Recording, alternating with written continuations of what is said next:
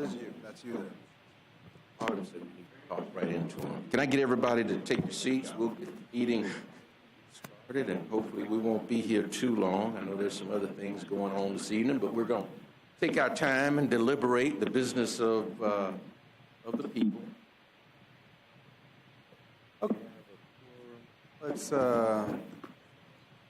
institute a quorum here. Hello, Nancy. I believe we do. How are you, Fred? Okay. Mr. Chairman? Okay, we do have a quorum. Are there any agenda modifications at this point? There are just a couple of housekeeping items for the workshop. Number one is, yes, there is a workshop agenda modification summary that was distributed earlier this morning. I'll cover this a little bit later in the presentation, but there is a printed copy at everybody. This was distributed electronically, but there's a printed copy at everybody's chair as well. And it's just based upon some additional information that came in from Leon County Research and Development Authority, and I'll be happy to discuss it. The second thing, Mr. Chairman, is just an acknowledgement that one commissioner has requested for both the workshop itself and for the regular meeting of the Blueprint Intergovernmental Agency to participate by phone. As you know, there is a policy on that participation. And with your permission, I'd like to turn it over quickly to the attorney to just walk you through that process. Should be pretty quick. All right, Patrick, if you would do that, please. Thank you, Mr. Chairman. We need a motion, a second, to permit Commissioner Ziffer, who's out of town, to participate. Okay, there's a motion and a second. I don't think we need any discussion on it. All in favor, signify by saying aye. Aye. Opposed, like sign. Motion carries. Commissioner Ziffer, are you on the phone, sir?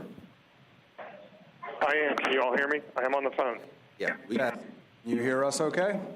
I can hear you great. Thank you. Okay. And speaking of hearing,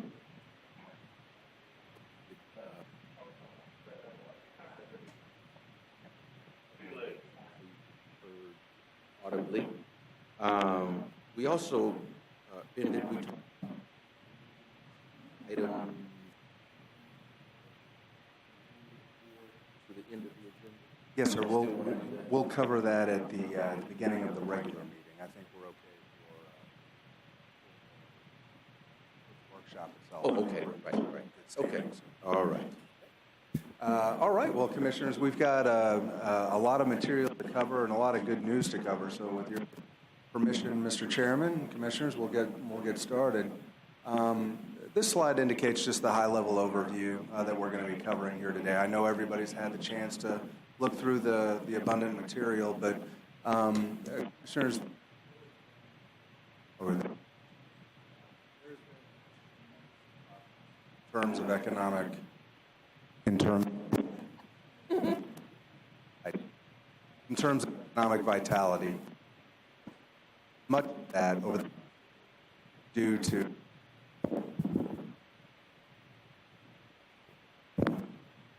seamless. Much of that is due to the leadership that you've exhibited since the 2014 vote that resoundingly approved the Blueprint 2020 model. A lot of the first part of this is going to be covering the substantial economic vitality advances that have been made in the last 2 years under your guidance with the programs and the services that you've authorized for us to conduct. And we're not going to race by those. We won't linger, but we are going to highlight all of the great achievements that you've really led. We're going to also talk about how we're aligning all of our resources and all of the various programs to ensure that we are maximizing our competitive edge in a global marketplace, in a national marketplace, regionally, yes. But as you will see and as you have heard and witnessed, there are areas where we are globally competitive and, if not globally superior. Magnetics technology, and we're going to talk a little bit about that. And so we'll do a deep dive there. And then we're going to get into the funding implementation schedule as we get ready 2020 to move forward. No different than what you did at the last meeting on the Blueprint infrastructure side. But there's a lot of ground to cover, and we're going to cover a couple of exciting projects before you. Okay, so bottom line, in every department, every organization, every Community has its own value proposition. Economic development, economic vitality is no different. When we look back at the last 2 years, this scatter graph, if you will, really highlights and constitutes where you have truly made a difference. And so just hitting some of the high points, and a lot of these are first time ever in our marketplace, right? For the first time ever, the city and the county both aligned minority, women, and small business enterprise with the Economic Development Office. We are already starting to see results from that. We're going to do a very deep dive at your next quarterly meeting, but that is intentional, and it's really resulted in some good outcomes. We have the best data set, truly nationally renowned. We are routinely told at various conferences how competitive it is, how easy it is to find out how we compete as a, not OEV now, but as a community. How do we compete with other jurisdictions that go after the same kinds of job recruitments and job retention strategies that we go over and go after? So, driven by data. We have, for the first time ever, a strategic. We've updated our targeted industry study. All been conducted in the last couple of years. We've gotten on the global stage. We had the best in the from the world come here to look at our magnetic region that occurred last year, and not to bear, but through our you have $155 million total impact. You've assisted in the creation of 173 jobs and $18 million of economic investment or capital investment. This is a but-for test, Commissioner. So what I am saying is but for the Office of Economic Vitality and the programs that we have and the projects that we've approved, that $155 million economic impact would not have occurred. Good news abounds. Yesterday was another good day here in Tallahassee, Leon County. We had the updated annual real GDP numbers come out. And as you see here on this slide, Tallahassee's municipal services area, real GDP per capita grew at 2.2%. This is second in the state of all MSAs, only outpaced by the Space Coast. That's exactly who we want to compete with. Space Coast has done a great job in economic development. In fact, I talked about the ACE tour. We partnered with them to show off best practices to visitors, 50 visitors from around the world. But this is a great indicator, and you can see how we outpace both the state of Florida average and the U.S. average in terms of growth. Okay, so I'm going to turn it over now to Al Latimer, who's going to walk you through the next section, and we're going to keep on pace here. Mr. Chairman, we're happy to answer questions at any time, but just as happy also to just work through this, if that's okay. Okay. Are there any questions at this point? Okay. If not, then we'll save questions until the end of the presentation. Mr. Latimer.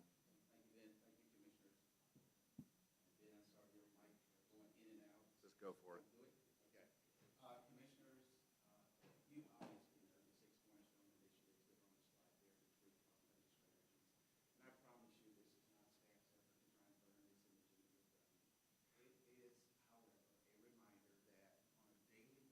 The strategic plan guides everything we do. So in order to achieve the goals of the strategic plan, we created a work plan that work plan had 86 action steps. 19 of those action steps have been completed. We're continually and routinely updating the strategic plan. When the targeted industry study was done, we added 67 additional action steps. So where are we now? We've got 153 action steps, 19 of which have been done, 49 of which we are engaged in right now. 41 will begin at the beginning of the year, and we've got additional ones that will be started later in the timeline. Commissioners, what we're going to do is we're going to, as opposed to asking you to vote on the items as we go, we're going to take the items one by one, and then we'll do a roll-up of all the recommendations at the end, 1 through 9. So, again, you can ask questions at any time. Commissioners, here's the current committee structure. You'll see the Economic Vitality Leadership Council on the left. moving all the way across the right to the Blueprint Citizen Advisory Committee. So in the September meeting a year ago, what you asked us to do is to evaluate our committee structure and come back to you with any changes that we might have. Well, we've done that, and we do have a change that we'd like to make. It's a small tweak. What we'd like to do is to transition the Economic Vitality Competitiveness Committee away from a large gregarious group to a task force model. And in that task force model, what we hope to accomplish is to be able to set specific objectives and get things done on a defined timeline. We will, of course, consult with the Economic Vitality Leadership Council in standing up the task forces, but we will be able to do a better job of matching expertise with task force objectives. We will also be able to convene them as needed, and we will be able to, again, engage more people in the task force type, more stakeholders in the task force type arrangement. Currently, we've got two task forces that we're managing, the Magnetic Technologies Task Force and the Leon Works working group. In the future, we're going to establish a data task force and a manufacturing task force. So, in order to move to the task force arrangement, what we're going to gain is we're going to actively engage the business leaders and the stakeholders more intimately. We're going to do that by working with them to develop and partner on events.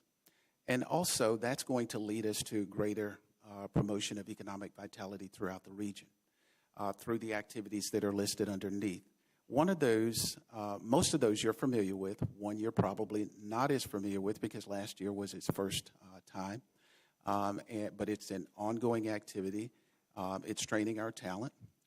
So what we're doing there is we are engaging business leaders, community leaders, educators, all of the folks that can influence constituencies in this community and teach them vital techniques and resources that they can use to help us advance our talent in this community towards the skills and the talents that will be needed for tomorrow's workforce.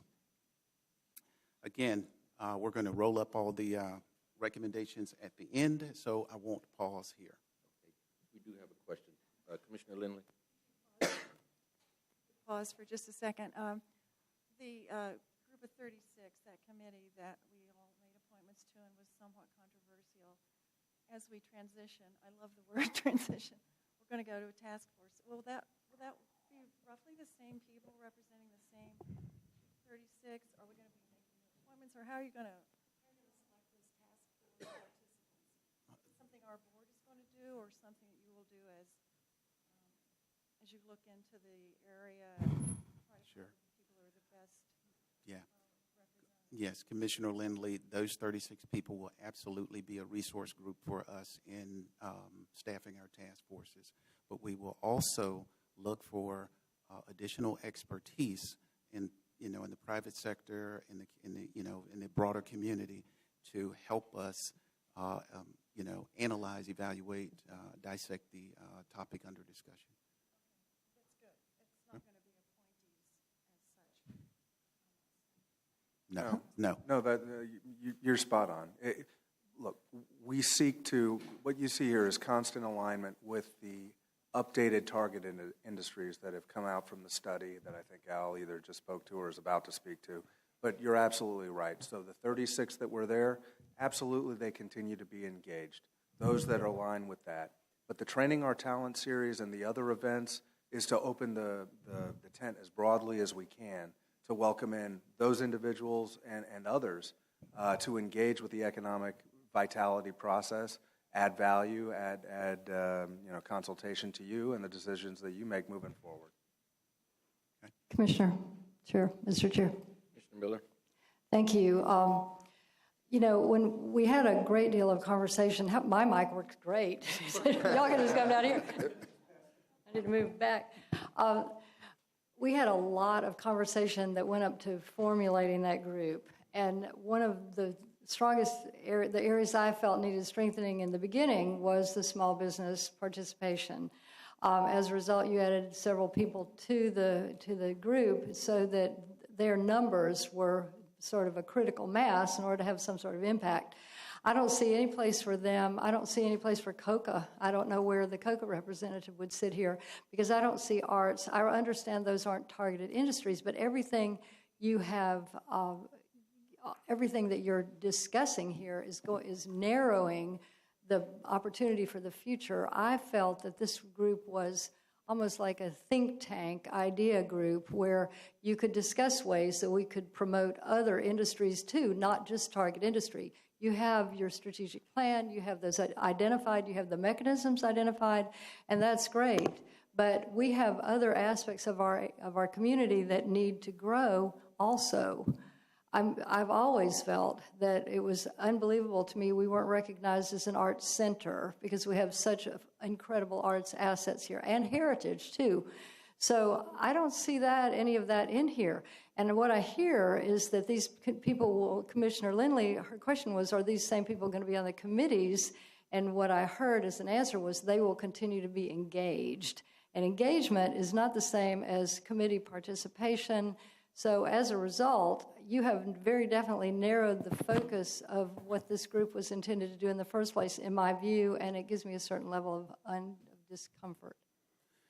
Commissioner, as we work through our action plan, entrepreneurship, small business, creative economy, all of those are very key components of the strategic plan. Therefore, you can expect, just like we are developing task forces around our targeted industries, that we will be developing task forces around those items within the strategic plan. So just because you don't see it now doesn't mean that it is not within the plans of our future participation goals. Well, I won't be here to remind you about this conversation, so I think that I'm uncomfortable narrowing our focus, and I really feel like this is almost a return to the original economic development approach we had in the past. So our intention with this entire effort from the get-go was to open it up to other aspects of our economy and make sure that opportunities were not missed.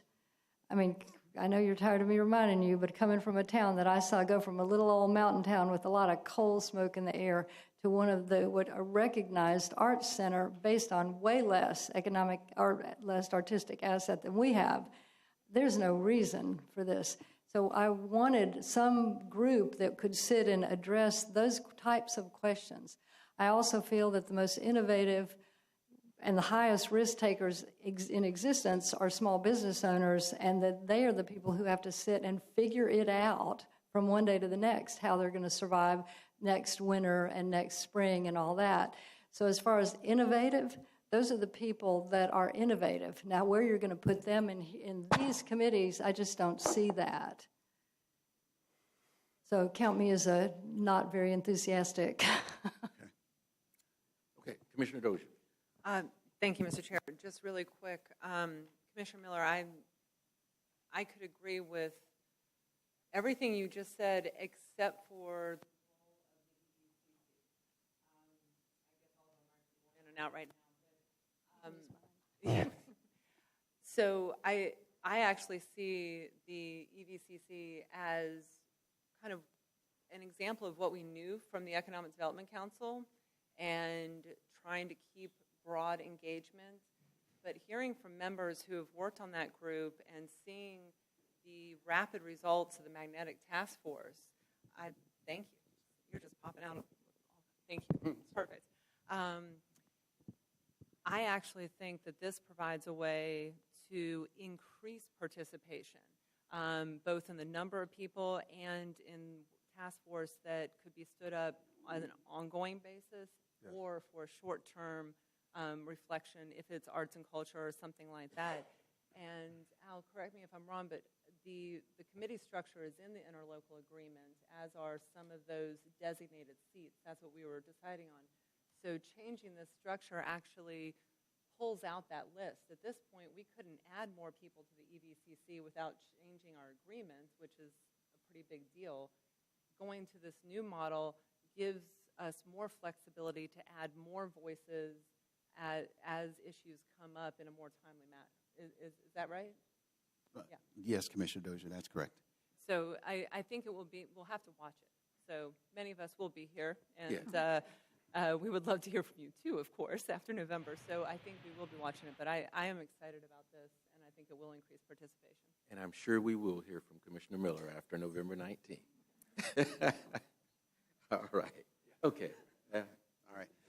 Thank you, Commissioners. So in addition to looking at our committee structure, we also took a look at the organization itself, looking for ways we can make it more seamless and more efficient. And so what you see before you is a proposed restructure of the organization. What this structure does, it accomplishes three things. But before I tell you those three things, let me let you know that in coming up with this proposal, we looked at economic development models all around the country and best practices from all around the country. So this model will accomplish three things. The first is it consolidates three divisions down into two. The Research and Business Analytics Division and the Engagement and Opportunities Division have been combined into the new unit you see on the left, which is the Business Vitality and Intelligence Division. That combines two of the key functions of an economic development organization in one area, so there's no longer conflict in terms of priorities, but they are more aligned for greater success. Next, we reclassed a position. You will see it in the middle of the second line of boxes, the Business Development Manager of Applied Sciences.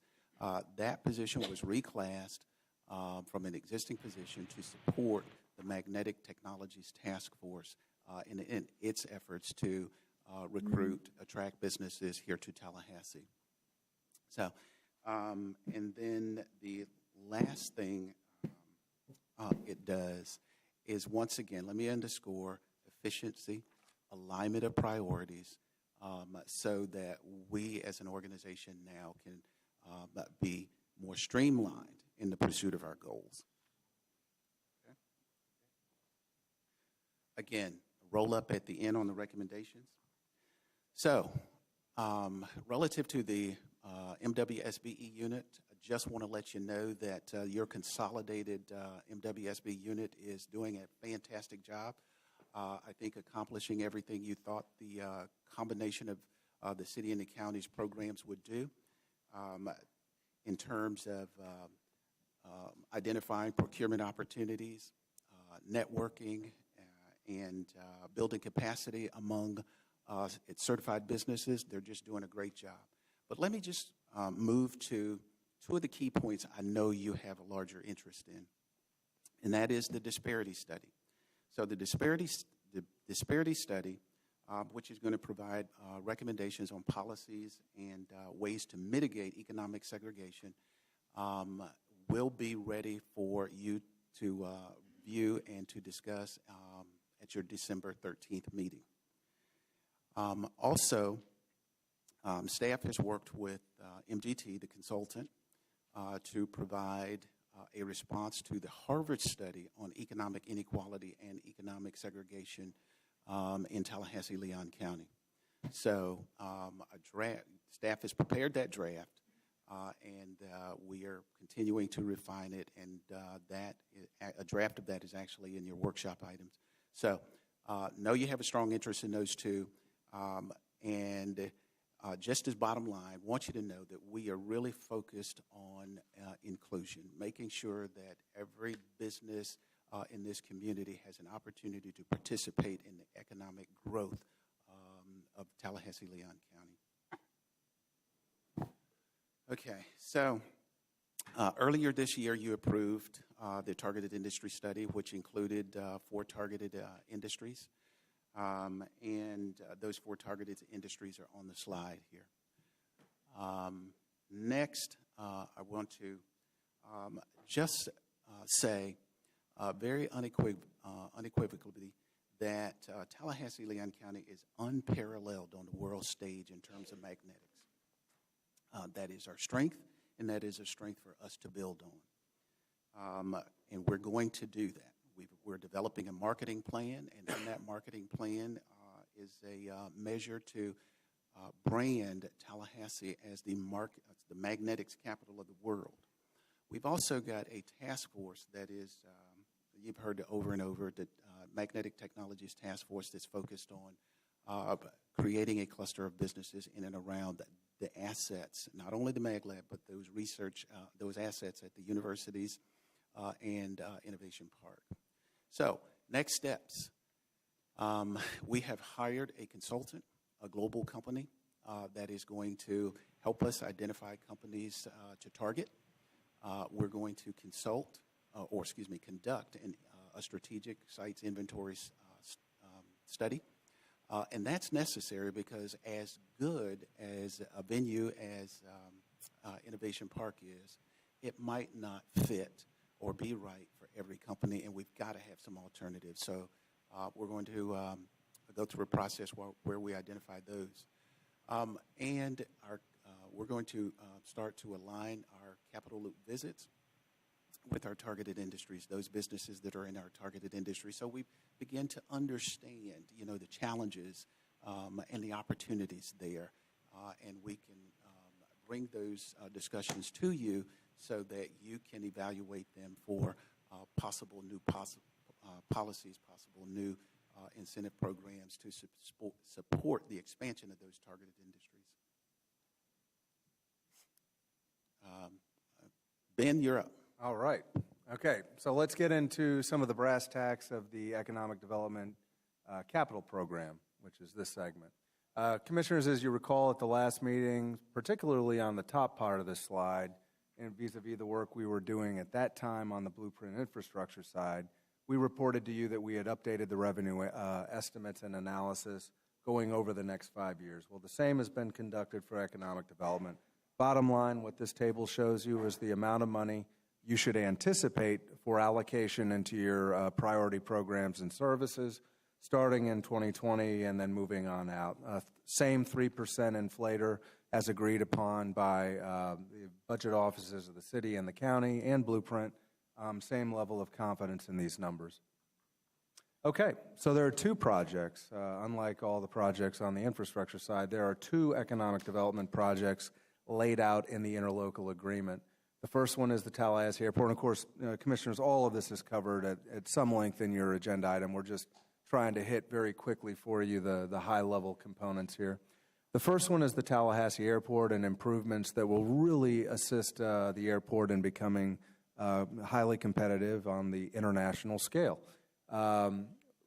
Appreciatively, I must say, over the course of the past 3 months, working through the city manager and his staff, the director at the airport, we have ascertained that the airport's preference is for annual allocations. This is great news because it gives them the planning tools that they need to go out for grants, but it protects the intergovernmental agency against the cost of debt service. So that's money we do not have to spend on bonding up front because the need is not there, and it keeps your capacity for future economic development programs and projects and alternatives moving forward while still securing all the need at the airport. So hit that on this slide. And now we're going to get into the convention center, which is with a tremendous amount of work has been done on, quite a bit reported upon. That project is a little different. The airport was a hard dollar figure. That is $14.1 million. The airport project, or the convention center project, rather, is for up to $20 million. And so the next few slides are going to walk you through some of the recent developments in that regard. First, a little bit of background when it comes to a convention center just in general. You may recall, and again, this is all covered, but back in 2011, HVS conducted a study to just look at, okay, what are the convention center needs that exist in the marketplace at that point in time? key takeaway from that study was the revelation that 115,000 square feet would be ideal for a convention center. As we got closer to the Blueprint 2020 renewal, back in 2013, you may remember, FSU and then President Eric Barron really sort of took up the cudgel at that time for a convention center and introduced the Madison Mile concept. Now, in those proposals, the square footage had scaled back a little bit down to 85,000 square feet, but that was what was put forward to the Leon County Sales Tax Committee, and then that was sort of what led to its inclusion as one of 2 economic development projects in the economic development section of the interlocal agreement, Blueprint 2020. More recently, and I know you're aware as well, FSU has executed a letter of intent with the Devon Group, Development Ventures Group, as a master developer for the Arena District. So very, very quickly, and this slide and the next slide, immediately after your guidance to us at the last meeting, we began close conversations, intentional conversations to get answers to 2 effective questions. When would bonding capacity be available, and what exactly is the need, and what would we build for a new convention center? It's been some time since that initial study. What is the need? What can be supported? What's the operational impact? And how do we plan for that? So your options that I'm going to get to here in a minute really speak to both of those.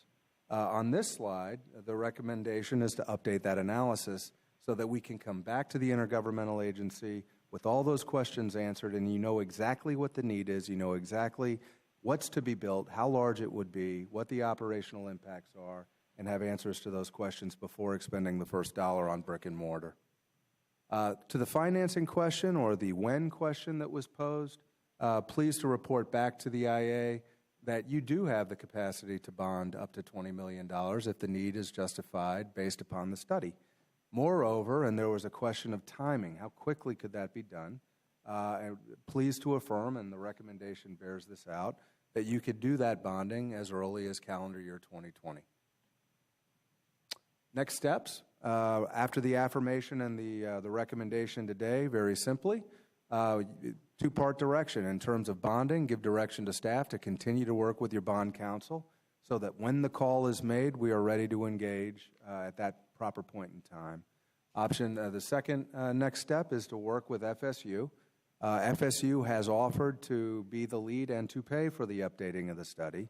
Significantly, they have also offered to work with your staff on the scope to make sure that all questions that we would have will be asked and answered by that study, so that when it comes back to you as a further down the field, clear action plan. And that really is actions 4 and 5 respectively. That's what covers it. And note that there are representatives from FSU in the audience. I'd like to thank them for the collaboration. But you're in a good posture on both of these, Mr. Chairman. Can answer any questions at this time on this key point or continue on. Commissioner Proctor. Mr. Chairman, thank you, Ben. On the $20 million, that earlier slide said that FSU would be up to $20 million. It led me to believe that they were bringing a checkbook. As you've evolved through this, it seems as if the IA has the checkbook. Who has the checkbook, or are there 2 checkbooks worth $20 million? Pleased to report there are probably more than 2 checkbooks, but there are 2 checkbooks. The IA's one is for up to $20 million. FSU, as part of their larger Arena District or Madison Mile District, it would be quite a bit more than that when you aggregate all of the things that they're going to build. Okay. I think that as I was listening to your presentation, that is it the Devon Group? I would like to, and I think that for $20 million, that's a conversation that we should have a workshop with that group prior to, and not leaving that to our staff. Fortunately, maybe unfortunately, I did not provide the leadership when the Marriott Group attempted to do something with the Civic Center some years ago, and Commissioner Scott Maddox probably remembers well, and Commissioner Gillum probably remembers tidbits of that as well. That didn't go well, and I think that a sit-down, hard-nosed talk is warranted by this board for $20 million. We did not have the OEV back then when that conversation came up. And we relied chiefly, Vince Long would know better than I and Alan Rosenwag. But if memory serves me correctly, we were relying on the bonding capacity of what the county would ante up and what the city would ante up.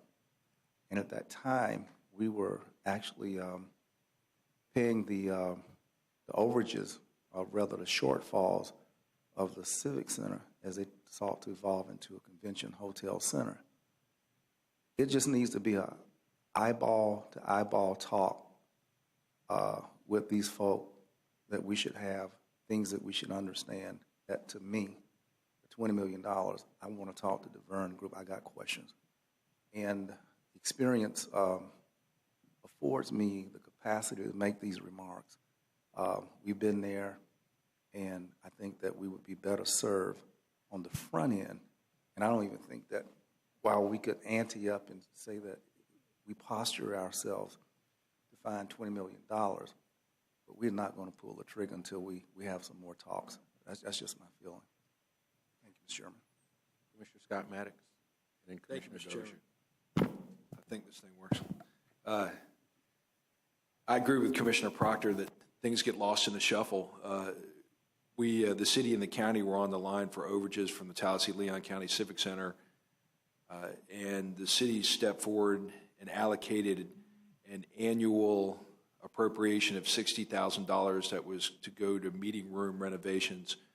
We packaged it as part of a long-term power agreement. It was supposed to be a temporary thing, and I was shocked when I came back on the commission in 2012 to find that we still paid it and still pay it today.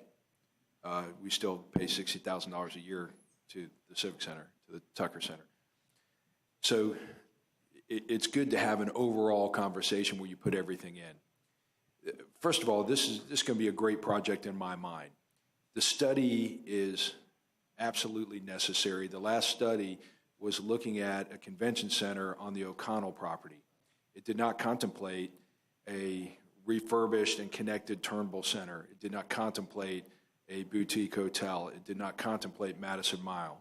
So that is crucial that it has to be updated. Florida State's willingness to step forward and do that, I think, is key. That will tell us the size of the convention center needed.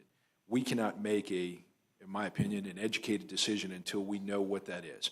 So we know what the size, the square footage of the convention center is, how that will affect our constituents, and start having preliminary discussions of a use agreement as to how the space is allocated within that convention center so we can ensure that our constituents have open access since their tax dollars are going to the project.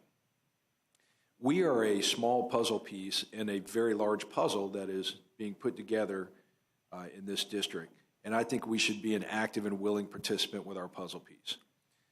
My only caveat that I would add, and I know this all comes back to us, the caveat that I would add is that if there is a cost of advance funding, that cost is borne by the project, not by the budget of Blueprint.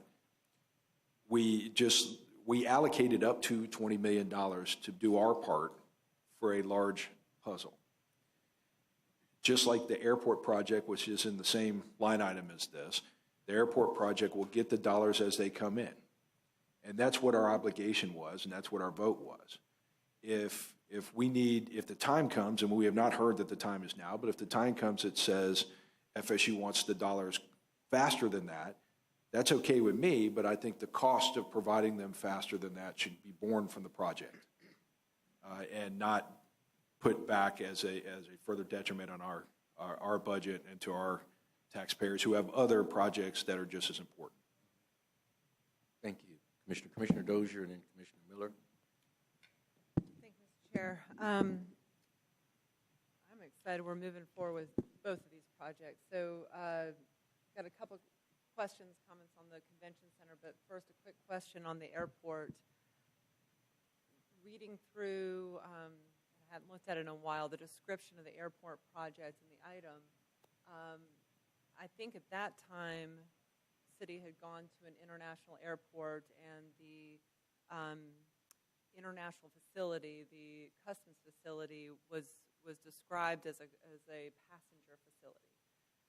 I just want to make sure that what we're talking about with these funding, or I'm not sure of this question, Ben, I should say it that way, foreign trade zone and the customs facility that is currently being contemplated for freight, which is of economic development importance for us and across the region, is that what is contemplated in this funding now? Is that the same facility? I'm just thinking that discussion happened after the sales tax committee met and the description that's in our IA or interlocal agreement. Is that right?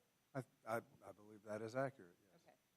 So within that, I think, just to make a comment, foreign trade zone was in discussion, and Al was at the Appalachia Regional Planning Council meeting last week, as you always are, so thank you for that. It's in the discussion at our Planning Council meeting. This is of regional importance. They're interested in updates. Commissioner Miller was there and provided some information. So really excited about that piece, and I just want to make sure that the FTZ update comes to us in any future discussion about the airport funding. Is that? Yes, ma'am. Thank you. For the convention center, one question I had, Ben, was the action items, I think, describe this very generally. I can support those. In the item itself, there's some references to specific square footage, things like that. That's, I believe, taken from assessments or discussions in the past. So all of the size, as the others have mentioned already, that's under discussion. That's what we'll be looking at in the feasibility study. So nothing is locked into number of rooms or size or amenities or anything like that until we go through that study and come back and have another discussion. Is that right? The short answer is yes. Yes. That's Okay. exactly right. Okay. Just wanted to make sure that we are open-ended because things have changed. We've got more hotels. We've got, as Commissioner Maddox said, it used to be at the O'Connell property, and that was a completely different scenario and a completely different time than what we're looking at now. I do have a slightly different take on the $20 million. For my part, in going through this discussion, sales tax committee up into the referendum in 12 to 14, I never thought for a moment that this project was going to come to us without some discussion of bonding. If we want a convention center before the next 20 years or to contribute to a convention center, I think that bonding discussion should be part of this. But I am also concerned about the longer-term impacts on our budget with financing the bond and things like that. I'm looking for some creativity, some discussion, but I guess making this commitment before we went to referendum, I just wanted to put on the record, I do think that this facility is a benefit to us now. If we got it in the next few years and, thinking 5 to 10 years, I know I just sent some shockwaves through FSU. We want it as soon as we can get it. It's going to help us with TDT taxes and other things like that. So there's a great return on the investment, and I think it may be good for us long term. We just have to be very careful as we look at that study and get the right product that will really make it work for us.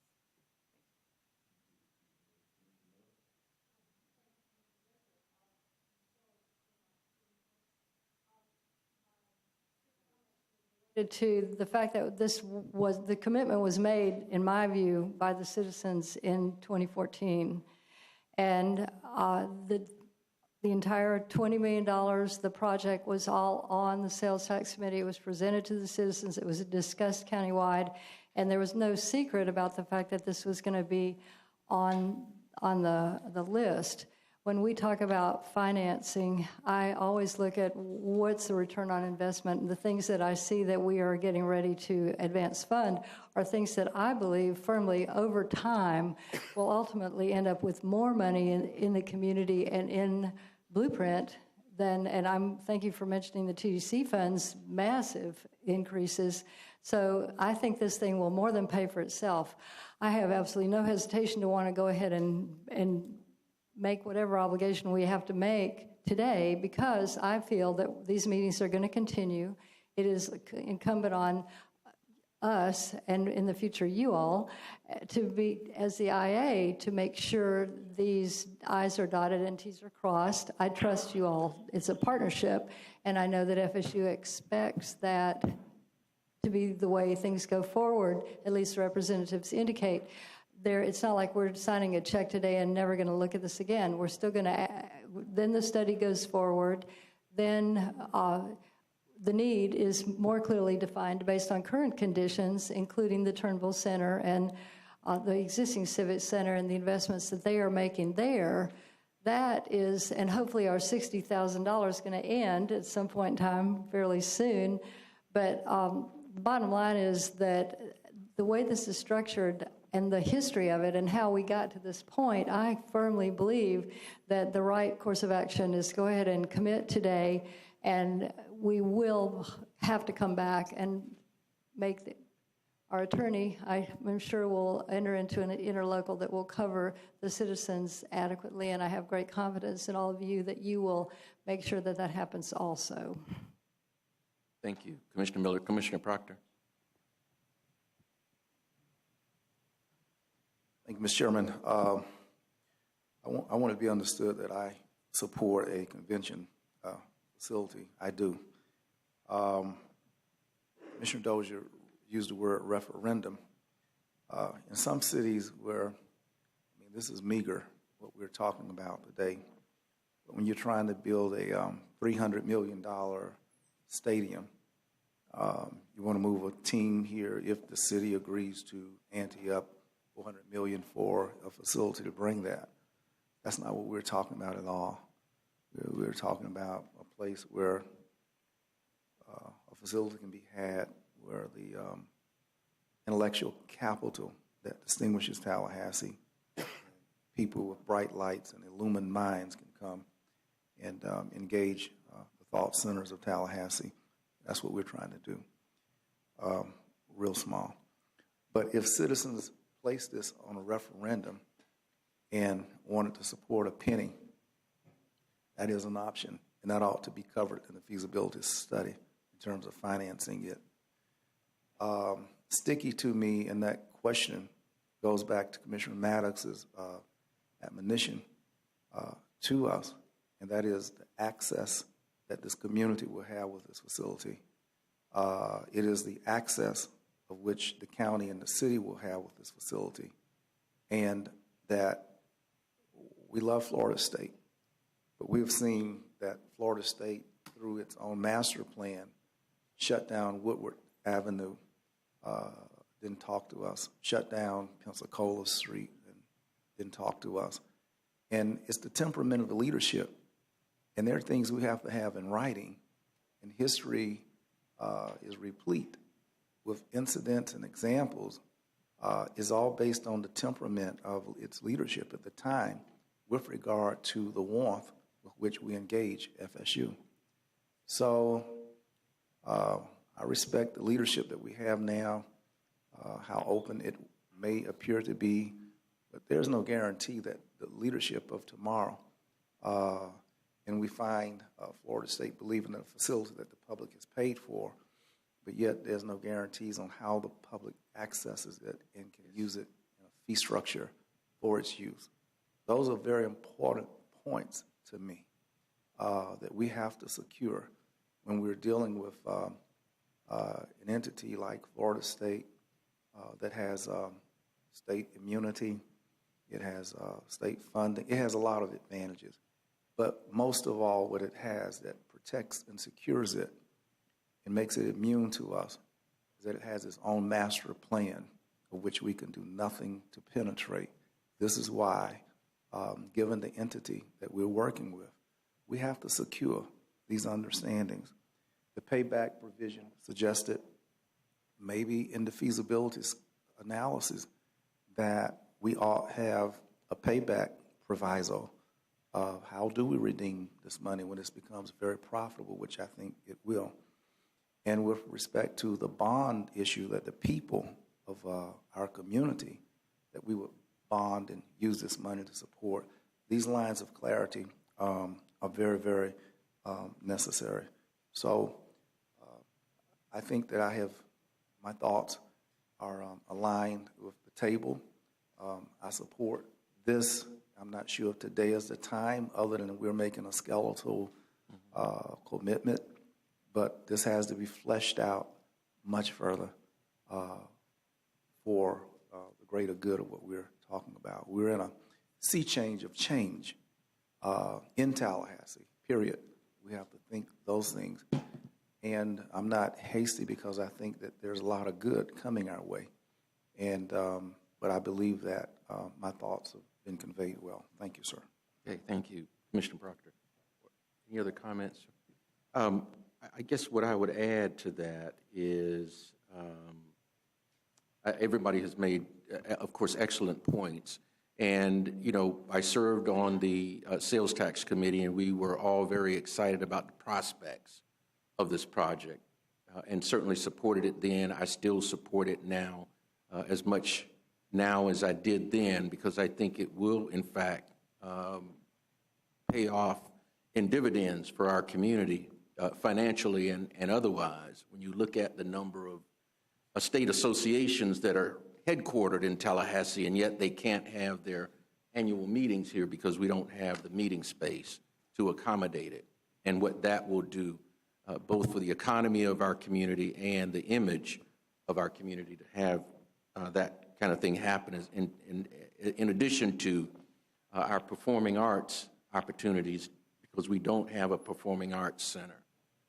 And so that will be a venue, hopefully will be a venue for that as well, for our arts community, performing, visual, and otherwise, to be able to utilize. You know, and FSU is a tremendous partner in all of this, and as you mentioned, Ben, in the aggregate of what they will bring, certainly it's a tremendous investment. But our fiduciary responsibility is the $20 million that the taxpayers of this community will contribute to this. And I agree with Commissioner Proctor and Commissioner Maddox that that's what we have to be focused on as elected officials. When Kevin and I met the other day, I insisted that FSU pay the $100,000 for the study. And thank you, Kevin, that you all agreed to do that. I didn't think that should be borne by the taxpayers if we were going to be committing up to $20 million of taxpayer dollars for this project. And so they've agreed to do that. Access by the community is important to me as well. And Commissioner Proctor, you're right. We may be getting a little too much into the weeds for what's called for today, but I think that's going to be an important conversation to have to be had. If we're committing $20 million to this project, up to $20 million, what kind of access are the taxpayers of this community going to have? And part of the discussion that Kevin and I had, and I remember having the same discussion with those who were proponents of the referendum for the Performing Arts Center, is maybe some free use days for organizations, performing arts organizations in the community that may not otherwise have the wherewithal financially to afford to utilize a structure like this. So those are the kinds of conversations. The payback, Commissioner Maddox, are we going to commit to pay for what it's going to cost us to bond these dollars over 20 years? Those are the kinds of conversations that, as an IA, we're going to have going forward when we get to that point. I know it's not called for today, but I certainly wanted to get that conversation on the record so that when we get to that point, we can have that discussion, and FSU as well as our IA board will understand where we're coming from. Okay? Any other comments or questions at this point? Okay. Ben? Okay, we'll continue on. Al, I believe you're up. Thank you. Commissioners, what you see here are the economic development projects that are in the interlocal agreement. These are the projects that the Sales Tax Committee asked OEV to evaluate. The projects fall into two categories. The first category are those projects that by interest, support, or preliminary work are we're suggesting that we continue to evaluate. The second group are those projects that are already meaningfully being addressed, and we ask that no further action take place on those projects. Because for example, the business retention and expansion and attraction that is already being addressed by program at OEV, Quantum Leap, and the Signature Festival. Tourism is already got grants that support that initiative. So they are already being addressed. The short version, the IA has already actually taken action on those three. So Right. You're leading into this, yes, sir. Before you go on, you're ready, you're moving on. You look like you're moving on. All right, thank you. Just for an example, this Quantum Leaps and Festival thing, when you say that's taken care of, do you mean by OEV or do you mean by the community? The community, OEV, combination of the partners in the ecosystem. Well, I think that the reason I bring that up is that every one of those partners is cutting back on their expenditures. We just had a 3-hour meeting at COCA yesterday on COCA grants, which would fall in. Thank you very much. Commissioner Maddox was right there. And that is something you need to think about before you decide to just eliminate these. Are you saying no further action today, or no further action at this time, or no further action this year or the fiscal year? What do you mean exactly? And it's yeah, the answer is yes. It's Yes. no further action at this time is the recommendation. To your point, it's actually covered on page 28 of 37, Commissioners. This does not, to be very clear here, D, F, and H, this does not close the door on the IA's ability to look at any of these moving into the future. What we have noted and part of this also is a capacity conversation here as well. So of all of these different buckets, for lack of a better term, you have, as we covered on an earlier slide, a limited amount of funds that are going to be onlining in fiscal year 2020. Where we have identified that you have already taken action and it's contemplated, meaning you, the IA, we note that. Where we note that somebody has taken action, a co-creator, if you will, in the community, as is covered on page 28, we note that, acknowledging also that there are limited resources available to you to focus on your targeted industry sectors, that we're trying to align those limited resources to. That does not state that you are prohibited moving into the future to elevating anything through these vehicles, if you will, just as we had recommended. I'm going to take over the con here, Al, on A, B, C, E, and G. There's a clear process that's laid out for each of those should opportunities arise into the future. Now, when we move on, I'm going to take this back to talk about an opportunity that's recently arisen at Innovation Park. So when something like that comes up, absolutely it can elevate through the process. But at this point in time, going back to Al's slide, our recommendation is for D, F, and H to take no further action at this time. Well, my follow-up question has to do with H, and that is that I spoke to Al the other day after the Appalachia Regional Planning Commission. I'm telling you, guys need to pay attention to this group. It is incredibly eye-opening as far as the presentations they have related to the region, and we are in the region and in the biggest city. So it's really, I get incredible information there. But one of the things that came up was a microloan program. And that, to me, I guess would fall under raising the ship talent. And I don't know, I was under the impression that we were going to be talking about that and making some moves in that direction.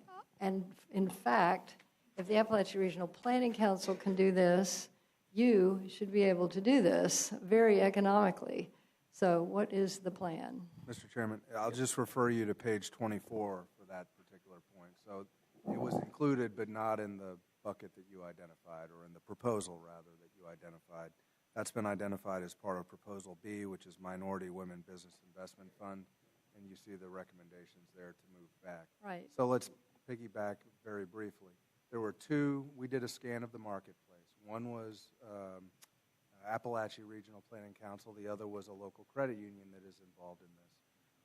our recommendation is to keep this moving forward through the process to see either or both, or if there's something else in the community that would elevate up through your Economic Vitality Leadership Council with a recommendation for future action at this point. But to that point of the revolving loan program, no, that is something that we do believe further action may be warranted moving into the future, and we lay out the process. Well, if you have it under the MBE program, then does that mean it's only open to MBEs? What about other people? I think small businesses is covered, MWSBE. You mean the S? Yes, I don't think it's limited, Commissioner. Stretch. Okay, thank you very much. All right. That answer all your questions, Commissioner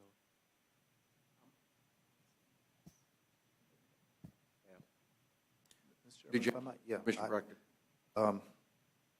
On ship talent development, I'm a little reluctant to relinquish an active stance on this category.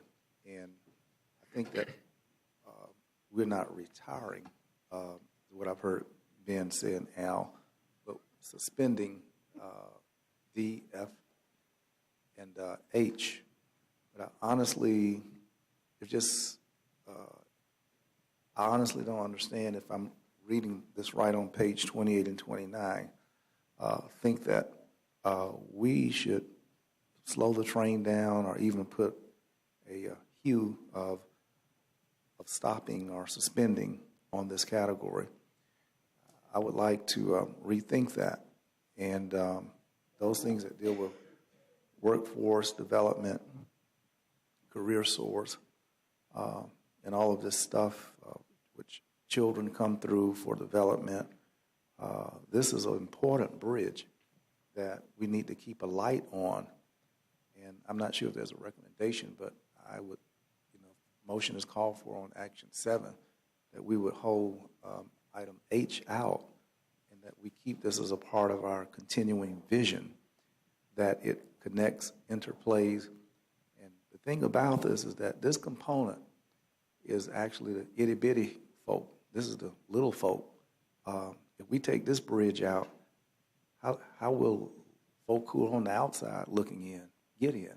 So if we want to blow this bridge up, and in terms of the economic conversations and centers that we say that we're about, I just think that this drawbridge should not be taken up, commissioners. And so I'd like for us to I'd like to suggest to staff that we keep number H, because I just don't see other elements that are going to help itty-bitty people, untrained people, folk looking for a job people, and that kind of element in our society, I think is very important to keep.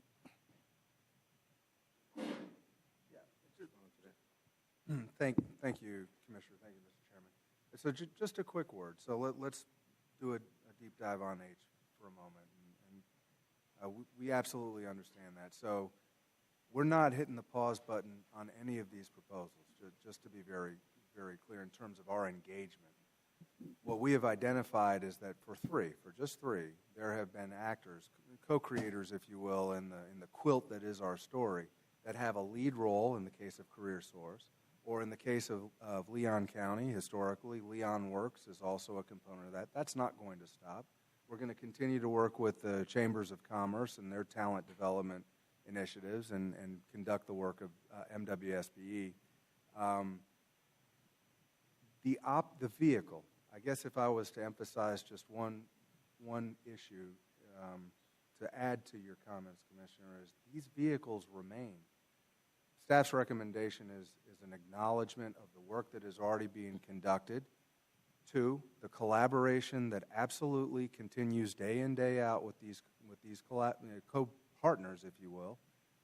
And 3, it acknowledges that if some new opportunity were to arise, the next Leon Works or the next Tallahassee Works or fill in the blank, we will elevate that back to you through the structure that's been outlined for the other 5. But that's the only response. I just think the optics of what you're continuing to do, I have some children, and I'm going to continue to support them. I'm going to care for them, be their daddy. I want my name to remain on their birth certificate, however. And I think that for the optics of this, our name as a part of our mission objective, let's not allow it to be a presumption. Let's let it be a declaration. That's what I believe. Okay, Mr. Mayor. Staff could explain in a little bit more detail what raising the ship talent development is. If you wouldn't mind just talking with us and then. Yeah, sure. I'll take a crack at this. So, raising the talent really focuses on, at a high level, just off the cuff, it focuses on access to economic opportunity, Mr. Mayor. It focuses on a principle that a strong education, and we certainly are a community that focuses on that from K-12 to skilled labor to higher education, all the way up to magnetics, where we, I think, are globally competitive. We focus upon education and access to education. I think for almost everything you see in this workshop item, there's also an acknowledgement, and it was part of your creation of the Office of Economic Vitality, that we are not big enough, financed well enough, or, humbly me, smart enough, where we can get to any goal going alone. And so when you focus in on raising the ship talent development, you acknowledge first who are the co-creators in our marketplace that focus day in, day out on raising the ship talent development. And it is our public school system. It is Career Source Capital Region. It is our chambers of commerce, and it is us as well. So what we've done is we have, over the past 2 years, we've worked very closely, including on this expansion of the Leon Works program, working on the IO academies that the city of Tallahassee stimulated, and other models. So, just out at Lively Tech, I guess it's not college yet, but Lively Technicals. Okay, yes, sir. To look and see how we are providing that access to economic vitality to all of our community. In some cases, and also acknowledging the limited funds that exist, where there has been good motion made forward through those programs and services, including through our partners, we've made the acknowledgement that this may not be the opportune time to advance new investments there, but rather continue the collaboration, keep the door open, if you will, with a process in place should something arise, and focus those limited resources where we can get a great bang for the buck. Not speaking ill whatsoever of these three. I hope that's eliminated. Well, all of those programs existed prior to this group's adoption of raising the ship talent development, and I'm still convinced that there's a big gap. We have a talent gap. We've been shown that through the Tech Hire initiative. Some of the gap is making sure that people get access to, talent development and training, but may not be able to afford to pay to get access, which I thought was part of the genesis of our thinking here was how do we make sure that we just level the field enough that we allow people to move into a space. There's nothing new about any of those other initiatives that were mentioned. They all pre-existed. They've all been partners in this space. And at this table, we debated making sure that we leveled out our economic development strategy to not just be one that dangles money to recruit or even use the taxpayer dollars to accelerate certain developments, but that we also focused on the talent development piece and funding it. So I'll just raise my voice and solidarity with that of Commissioner Proctor that I think is not the right instrument to be pulling back on. If anything, we ought to be perfecting it, digging deeper and more strongly defining the ways in which we can give folks lift. I think this is not the right move. Commissioner Lindley and then Commissioner Dozier. Yeah, I think what I'm hearing is there would be absolutely no harm in not acting on eliminating those three proposals at this time. And when we're all feeling, I think that we've... Commissioner Lindley, can you speak into your microphone? Because I can't hear you. Oh, I'm sorry. Is this not working at all? I just said the sense I'm getting from our board is that it's just a little premature to declare victory on these three, and I know we're not actually doing that, but I don't see what the harm would be in simply when we get to item 6, I think. Just not doing that right now, just keeping these alive because we don't know what new ideas may come in, and I think we all want to be participating in this for a while longer. So while I appreciate a lot of work is being done and you're feeling pretty optimistic about progress to date, it just sounds to me like there's no need for us today to say, okay, we're going to set those aside and move on. So I will make a motion to that effect eventually, or someone will, I'm sure. Commissioner Dozier and then Commissioner Nick Maddox. Thank you, Mr. Chair. I guess I agree with the sentiment that everyone's been talking about. The talent is of critical importance. When I look at this list, I see the description of these items that came out of Imagine Tallahassee, their recommendations to the Sales Tax Committee. We vetted them. That's where the name Raising the Ship Talent Development came from. Is that right, Ben? Yes. So I'm okay with letting go. We said we would reflect back on those items. We only selected the Airport and Convention Center. I'm okay with letting that name go. And I took this and read this item as just kind of saying, yes, we have looked at all of these things as we said we would after 14. On the other hand, I do think I really understand why there may be a perception that we're saying it's done because in the chart it says done, implemented.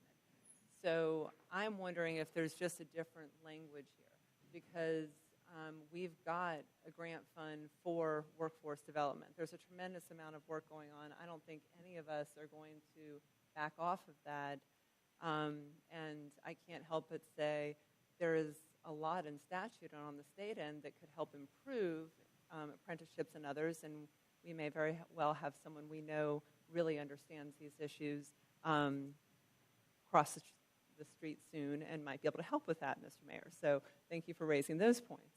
So I think there's a lot of work to be done. I'm not sure it serves us to keep that one phrase.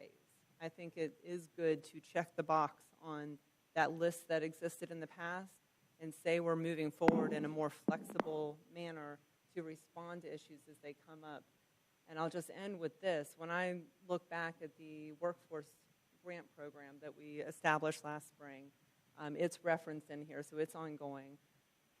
One of the questions that I've got as we step up our recruitment end is, would we be better served by putting our limited dollars, as you said, Ben, to work for workforce training programs that were able to be rapid response to a particular sector that we're recruiting, advanced manufacturing training, for example. Instead of giving money on an ongoing basis and grants to various workforce programs, supporting all of them, coordinating with all of them, the data's there, everything else, where does our limited dollars get the best return on that investment? It may be that it's tied in with our recruitment in the future. We don't need to talk about that right now. We need a lot more information. I just wanted to use that example to say I didn't take this as rejecting this critical issue, but kind of settling what we looked at in the past and providing new flexibility as we go forward to talk about workforce with what we've learned in the last 4 years. Thank you. Thank you, Commissioner Dozier. Commissioner Nick Maddox. Mr. Chair, I'll be real brief. I'm probably going to have a microphone problem everybody else is. Yesterday at the meeting that thank you. Yesterday at the meeting that I attended, the COCA meeting I attended with Commissioner Miller, we found out that words mean something. The pure word of recommendation can mean what we all think it means, but be perceived by others as another thing when it involves a benefit to them.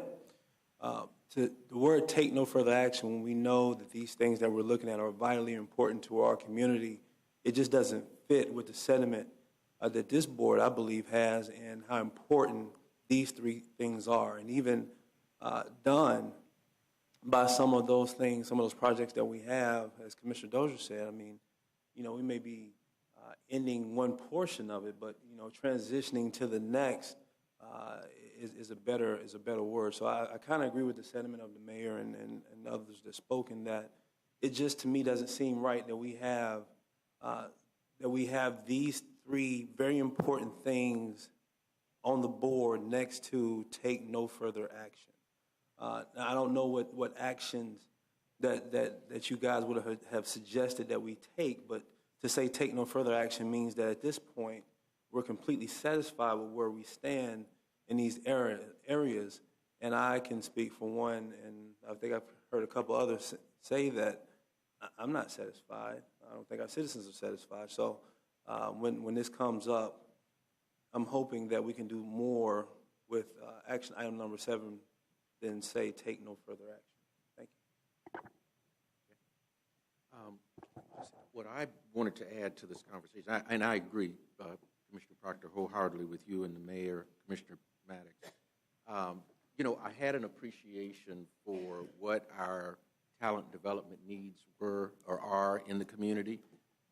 But in the 4 months that I've been at Lively now, I've gained a greater appreciation, because that's what I talk all day, every day in my profession now. And it was interesting, I met recently with a contractor, very successful contractor here in town. And what he told me is because he does not have the talent locally to get projects done, he's recruiting his crews out of Tampa and Orlando and Fort Lauderdale.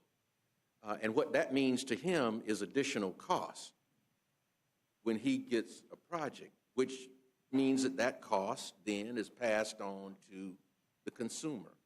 And that we're hearing that from people in HVAC, the construction trades, welding, across the board, that there is a talent dearth in this community. Not just the college graduates and what we're looking at there, but the blue-collar workers as well. And so, I agree. We certainly can't, in light of what I have come to understand and see in this community, in our healthcare industry, we've got people telling us that we can't train enough medical assistants and CNAs and pharmacy techs for the industry. We just had that meeting yesterday. And so clearly, we cannot say to this community that, everything's okay, that everything is done here and we don't need to take any further action. I think that's certainly contrary to what we see actually happening in the community, and would suggest that we're not quite in step with what's happening on the ground. So I would certainly not want to in any way lead the community to think that, this issue has been addressed for now and we can move on to other things, because it's not. It's a conversation that this entire community is going to have that talent dearth in those trades and career and technical fields that I mentioned. It's a serious issue. And what it does ultimately is drive up the cost of housing in our community, because like I said, those costs are passed right on to the consumer. It drives up the cost of commercial development if we don't have that kind of talent right here in our own community to draw from. From what I was told, when FSU has a project and they're using all the brick masons in the area, guess what? If you've got a house that you're building that you want to use brick, and I'm just using this as an example, Kevin, if it's something that, if you're building a house and you want to use brick to build your house, forget it, because all the brick masons are on that project at Florida State because of the dearth in the number of brick masons that we have in this area. And that's just one example. I'm certainly there are others. Ben, I don't know what we need to do at this point, but I think you sense that the direction that we're going in is that we don't want to send that message to the community that everything is handled here and we can move on from where we are. Yes, sir, Mr. Chairman, and that was certainly not the intent of staff. When we get to the end of the presentation, very simply, the removal of action item number 7, I think, takes care of it. We will continue our initiatives and our collaborations with all of the various proposals and continue to elevate those new opportunities that will arise over time to ensure we're maximizing within limited resources the best we can. We hear you loud and clear. Mr. Mayor, and then Yeah, because I actually think it's so, for me, less about a signal that we send to the community and much more about what we actually do. And if we're having problem conceptualizing how we get in the gap here, because it's a real one, I think any of us can lend our own personal testimony to there being a gap between the skills people have and the ones that they need and the ones that employers need. The reason why I said that those other organizations and entities already pre-existed this is because they did. And there's still some trouble here that we've got to work our way through. So I actually think it makes a lot more sense for some staff to spend some time sort of fleshing this out in such a way that it actually results in something. Because I think it's less about a message and a lot more about what we do. Mr. Chairman, I just want to say, I think the mayor hit it. I'm shaken today that we have to push back against this kind of idea that our staff maybe not minimize or marginalize this critical need, that we're schooling staff of our perceptions of this important and critical role. I'm shaken, you know. Maybe I'm wondering if there's staff fatigue, burnout, insensitivity, or need for expansion, and they can't do it all. I was just trying to wonder what would spark this, and if there is a need for, there's burnout in these areas, or it needs new personnel to add to one who's hungry and energetic. Maybe we need to add positions, and they can't do it all. And of course, there are subjects that I don't like either. I mean, really. But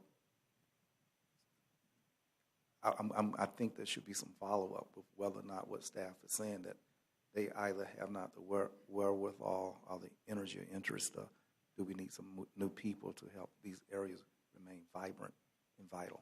Thank you. Just very quickly, I can assure you, Commissioner, we are hungry, and we are focused on it. Just to illuminate, tremendous comments and input. We are very perceptive. We're very perceptive to you. Some of this was cleanup, in all fairness, from the language that emerged from the Leon County Sales Tax Committee process. We have been focused on each of these areas. We will continue. Rest assured, we will continue to engage, to the mayor's point, on creative solutions. We know the work is not done, and we know that we're celebrating, small c, celebrating our success over 2 years. But we got 20 more years to go, and we're excited about making a difference. So thank you, Mr. Chairman, what other points remain for us to cover? I'm going to go quickly if you... Yeah, we're nearing the end. Okay, speed round. So within one of these, the incubator, and I'm going to hit this at a very high level here, a new opportunity arose that we're pleased to bring to your attention at this point in time. That new opportunity was an EDA, a federal disaster grant opportunity, really kind of unique, looking at a disaster grant as a mechanism potentially to create something we have long discussed in this community, which is an incubator facility out at Innovation Park that aligns with so many different key drivers of economic vitality and success. We're going to get into the project specifics, but bottom line, they're on the clock, they being LCRDA. That's the applicant. You see it's for a $17 million high-tech incubator proposal.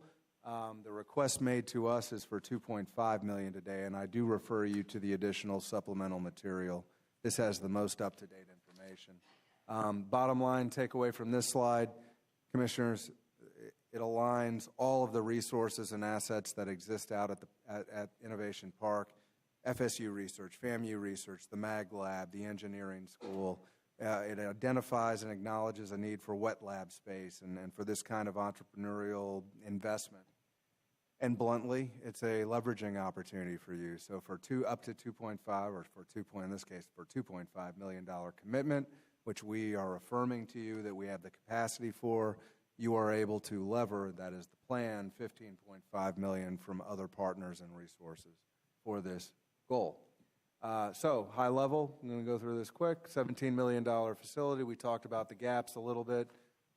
You see what is constituted with the space, but to be very clear and direct, and this is all in your material, this is exactly what the what is. This is not flexible. This is precisely what the grant request is for, and this is what your $2.5 million commitment would be predicated upon. Oh, let me not run by the last bullet.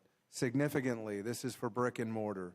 The plan by the grant applicant, which is LCRDA, shows that they cash flow in year 2. So what they have affirmed to us and what we present to you is that there is not an operational impact that you should anticipate moving forward. This is just a little bit of a breakdown on funding.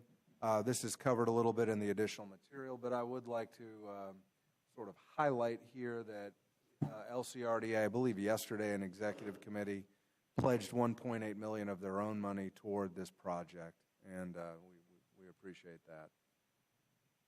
So this is the revised action item number 8. There is some urgency to this request, and that really is the need, not for the funding today, but for the letter committing the funding today. Happy to answer any questions about your capacity to do that. Our recommendation when the time comes is that you do that. Commissioner Dozier. Oh, did you? Oh. Did Commissioner Proctor just raise my hand for me? Yeah, I just did this You right did, here. you did. I'm guilty. Mr. Chair, I would love to hear from others. Obviously, I've served on the board for 8 years, and you all have met. I think most everyone had briefings on this, so I would love to hear if there's any comments or questions from others, and make a comment at the end if you don't mind. Yeah, I personally have been briefed on it and am comfortable with what the recommendation from staff is. Mr. Chairman, I might just state my only reservation was that I thought that the 40,000 square feet was small, and we're not dreaming large. And if we're starting at 40, that's a beginning point, but it nowhere comes close to my perception of where this might go, and that we ought to retain some futuristic idea of a building outness of that building space.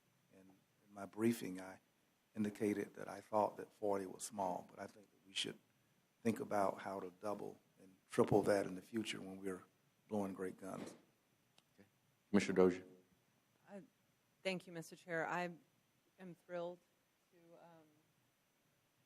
I just cannot express how thrilled I am with this item and that you all are comfortable with this. Based on your silence, I will judge that. And I just wanted to thank the Board of Governors at Innovation Park, Ron Miller, his team, to transition from 8 years ago where we were in the red. We all know there was a lot of bad issues, everything else, to the point where the EDA is encouraging us to apply for these dollars. And $10.2 million will not come around again. The typical grant application is 3 to 6. So this is an exceptional opportunity. I want to also thank FSU. We have a lot of overlap here, and while we understand FAMU, TCC, many other partners are very supportive. Private sector partners will help us with equipment in the future.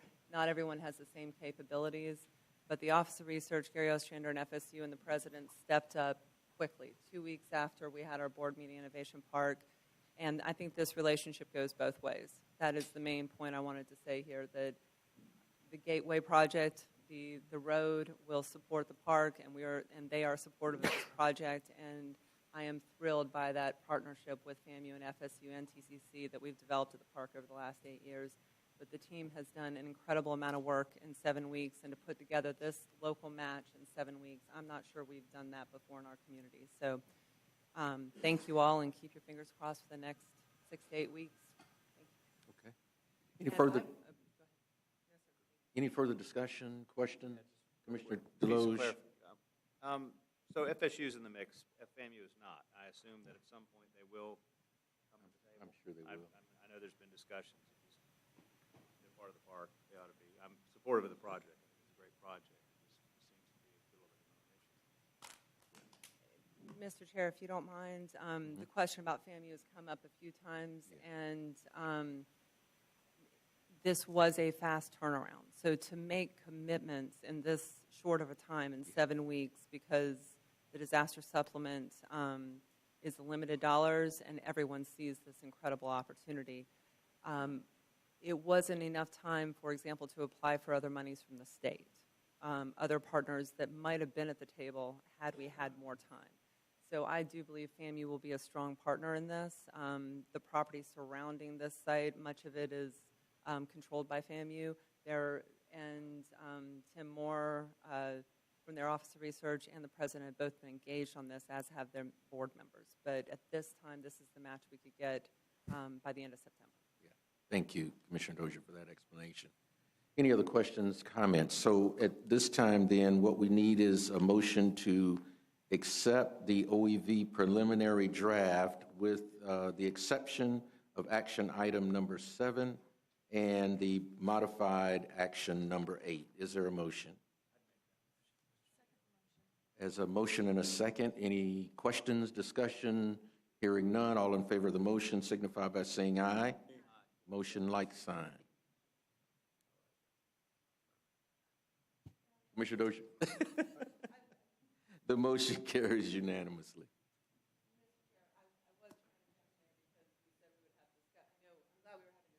Okay, okay, all right.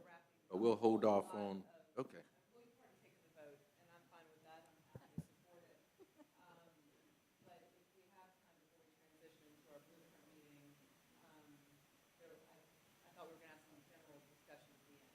We can. Mm-hmm. Oh, Commissioner Ziffer, are you still there?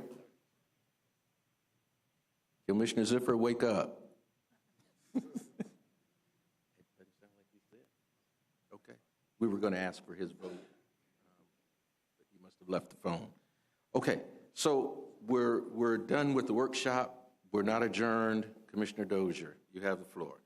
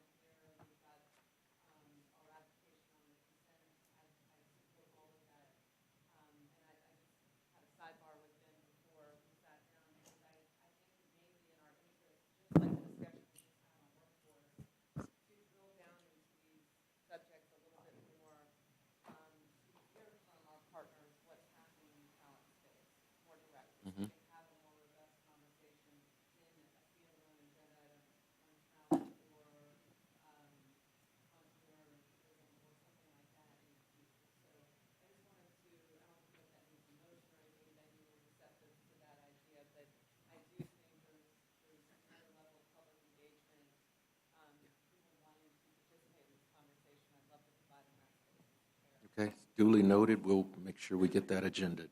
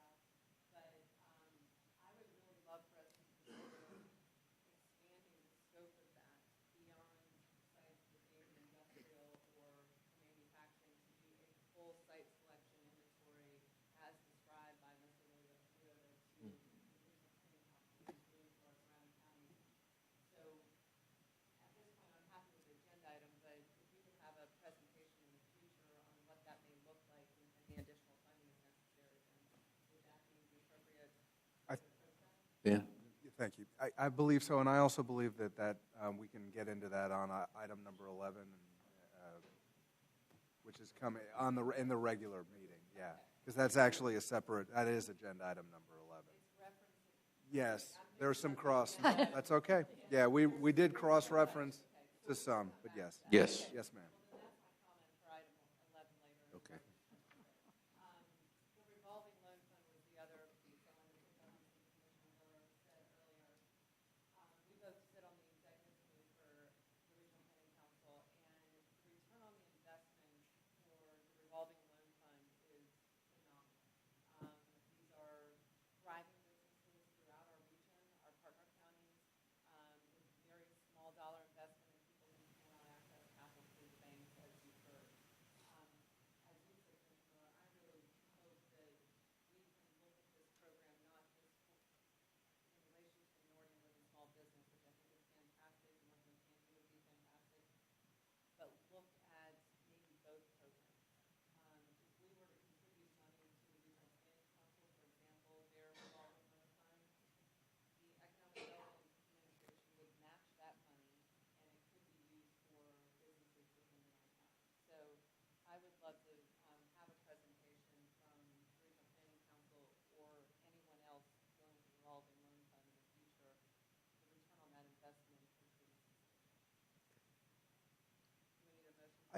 I don't think so. I think No. The motion that you approved actually calls for that to bubble up towards the IA and potential future action item. Yeah. We'll make sure both of those are addressed in future meetings. Okay. Commissioner Miller and then Commissioner Proctor. Thank you. What we've done today is exactly what we need to do, and I hope you all continue to do this.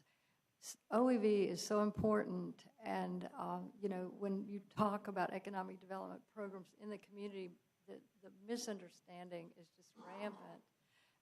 So in the past, we've had this rolled into our blueprint meeting, and honestly, that's quite a big bite to take anyway. And separating these out this way, I think, is so much more effective, and it gives us really a chance to drill down into all of these programs and to really pay attention to what is going on and actually be more of a participant in your decision making.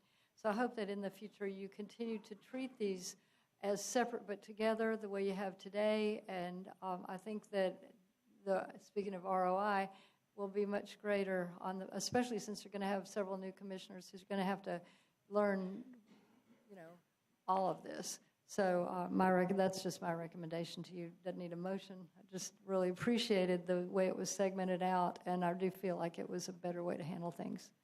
Thank you, Commissioner Miller. Any other questions? Oh, Commissioner Proctor. Thank you, Mr. Chairman. This is an open conversation. Yes. Type. Okay, thank you. Commissioners, I wanted to say congratulations to Mayor Gillum. I have not had an opportunity to say to him publicly. Careful now, you don't want to have an ethics complaint filed. No, I wanted to say congratulations. If congratulations if congratulating the mayor is a problem, but I wanted to indicate to all of us that sometimes you've heard me say it before, and that we really compete at a very unusual level for local government. The talent that comes to this table, the people that walk up to the mic, this room, this community is phenomenal. And I think that sometimes it's when you look at the talent of this table, such as a Brian Deloge in a national setting serving as the president of the National Association of Counties, or seeing Vince Long as the president of the state of county administrators. But I had a thrilling opportunity this week that I've seen various colleagues outside of this table, and we may appear usual and common to each other. But I was extraordinarily proud that Andrew Gillum on a national stage in Washington this weekend had people asking me, "You know him? You know him?"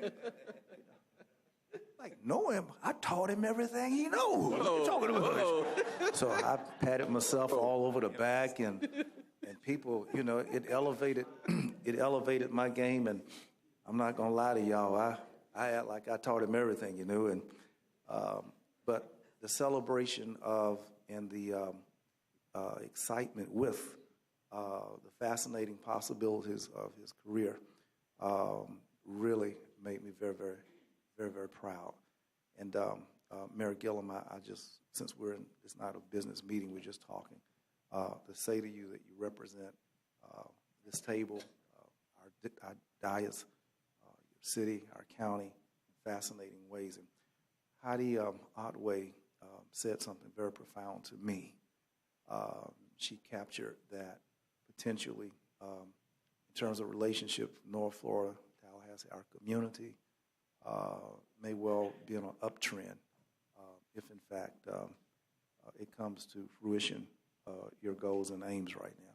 So, commissioners, we have a very special historic moment, and I've been very, very proud of the conduct of civility, the response, and keeping cool. I can't do that, Mayor Gillum, but you do it very well, and I want to salute you and wish you well. Thank you, sir. It's the Michelle Obama axiom. I see. Any other questions, discussion, comments? Hearing none, is there a motion to adjourn? Motion and second. All in favor signify by saying aye.